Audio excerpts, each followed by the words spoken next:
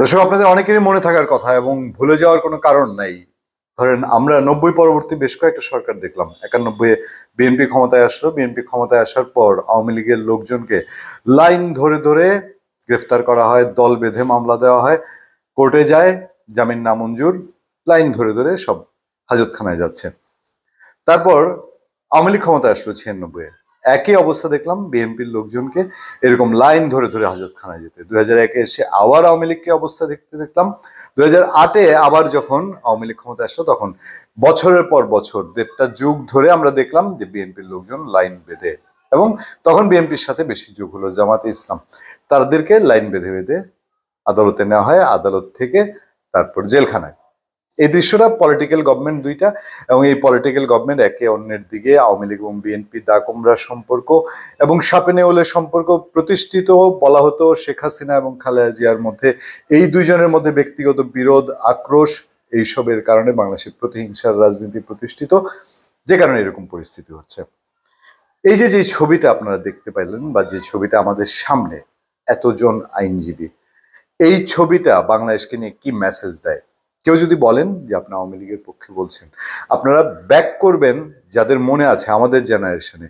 আমাদের তখন লিখনই ছিল, আমরা কাগজে লিখতাম, পত্রিকায় লিখতাম, পত্রিকার রিপোর্টার, আমরা টেলিভিশনে রিপোর্ট করতাম, এবং টেলিভিশনে আওয়ামী লীগের সমালোচনা করে, তখনও আমি অনেকগুলো কন্টেন্টে বলি, 2013-14 সাল পর্যন্ত মিনিমাম টেলিভিশন রিপোর্টিং বলতে একটা জিনিস বাংলাদেশে ছিল।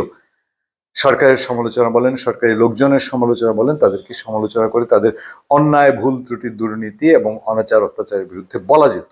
এরপরে সেগুলা কমে গেছে। সেই সময়টায় আমরা আওয়ামী লীগ করুক আর বিএনপি করুক বলেছি। আজকেও সেই ঘটনার পুনরাবৃত্তি দেখতে পাচ্ছি বলেই একটি অন্তর্বর্তীকালীন সরকার, তারা যেই প্রতিহিংসার রাজনীতির বীজ বাংলাদেশে দিয়ে যাচ্ছে, এইটার সম্পর্কে আমাদের বলা।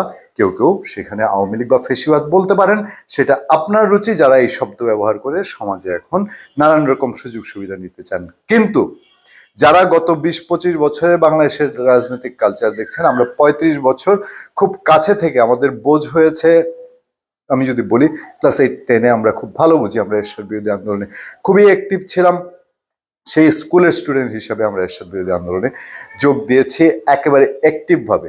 এই 30-35 বছর বাংলাদেশের ট্রেন্ড দেখছি রাজনীতির, কোনো পরিবর্তন একটা অন্তর্বর্তীকালীন সরকারের সময় এবং শান্তিতে নোবেল পাওয়া একজন মানুষের নেতৃত্বে যখন দেশ চলে, তখন এই সেম কালচার, খবরটা কিরকম দেখেন। এবং এই খবর আলটিমেটলি শুধু আমাদের দেশে না, পাশের দেশ ভারতেও ছুঁয়েছে, বাংলাদেশের সমস্ত পত্রপত্রিকা এসছে। আমি মূল বিষয় আমার সেই খবরটা পাঠ করা না, মূল বিষয় হচ্ছে বিষয়টা কি দাঁড়াচ্ছে, যে তাহলে এখন আবার নতুন করে যেই প্রতিহিংসার বীজ, আগামীতে অন্তর্বর্তীকালীন সরকার বাংলাদেশে বা কেয়ারটেকার গভর্নমেন্ট বাংলাদেশে 5 বছর পর পর আসবে, এটা সমাজে এখন প্রতিষ্ঠিত একটা সত্য দাঁড়িয়েছে। যদি কোনো মিরাকেল কিছু না ঘটে, তাহলে সে অন্তর্বর্তীকালীন সরকারগুলোতেও জাস্ট ইমিডিয়েট গভর্নমেন্টের সঙ্গে এই বিহেভ করা হবে, নাকি ন্যায় বিচার, আইন, আদালতের মাধ্যমে যেটা প্রতিষ্ঠিত, আমাদের আইন কথা বলবে কিনা, নাকি আইন যারা চালায় তাদের কথাই আইন। আনন্দবাজার একটা হেডলাইন করেছে, 84 আওয়ামীপন্থী আইনজীবীকে জেলে পাঠালো বাংলাদেশ কোর্ট। ঢাকার নগর দায়রা আদালতে তাদের বিরুদ্ধে অভিযোগ দায়ের হয় গত 6 ফেব্রুয়ারি। এরপরই হাইকোর্ট থেকে 2 মাসের আগাম জামিন নেন 115 জন আইনজীবী। আচ্ছা, খবরটা কি?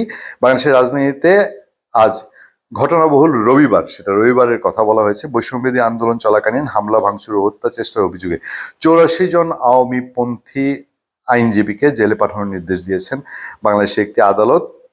রাজধানীর ঢাকায় আচমকাই মিছিল বার করে শেখ হাসিনার দল আওয়ামী লীগ। সেই মিছিলের বহর অনেকেরই নজর কেড়েছে। পাশাপাশি পড়শি দেশের আরেক প্রধান রাজনৈতিক দল বিএনপি, মানে ভারতের দিক থেকে আমরা পড়শি দল, তারা সংসদ নির্বাচনের দাবিতে সমমনস্ক দলগুলোকে নিয়ে চলতি মাসে পথে নামবে।